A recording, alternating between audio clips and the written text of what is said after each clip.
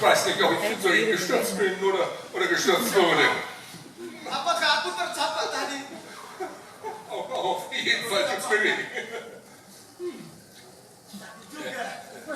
Zu meinen Aufgaben noch hier auf der Bühne gehört, Tugasku di panggung ini das Saubermachen. selain menyapu Ich muss auf all das richten, was nicht in Ordnung ist.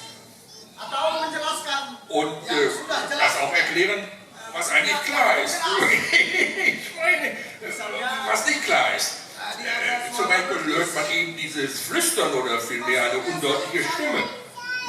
Das war nicht eindeutig, ob sie rief oder klagt. Apa memanggil, menyebut. Moment Sie, Thomas Sie. Oh, Danau Toba.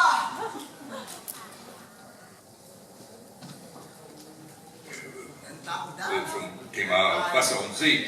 Menurut undang-undang Laut der indonesischen Verfassung von 1945, Entschuldigung, ich meine laut der Bibel, das ist schon wieder falsch, ich meine laut den historischen Schriften, ich meine zum Thema See zum Beispiel, Tobersee, naja, Tobersee ist ein See von einer Länge von 100 Kilometern und einer Breite von 30 Kilometern.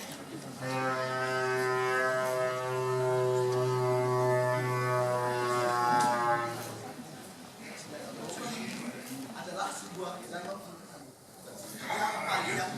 Er ist der größte See Indonesiens und Südostasiens. In der Mitte da liegt eine vulkanische Insel. Was passiert? Ya, dan terletak di Sumatera Utara.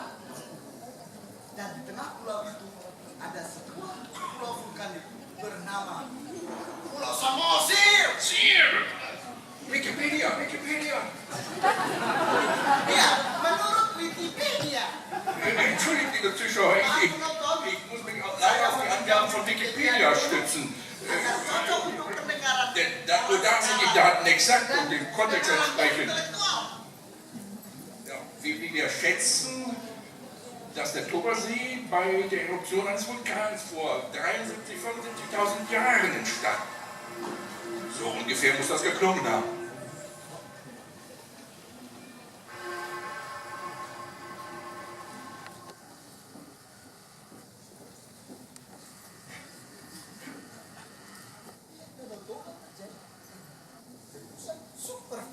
Supervulkan!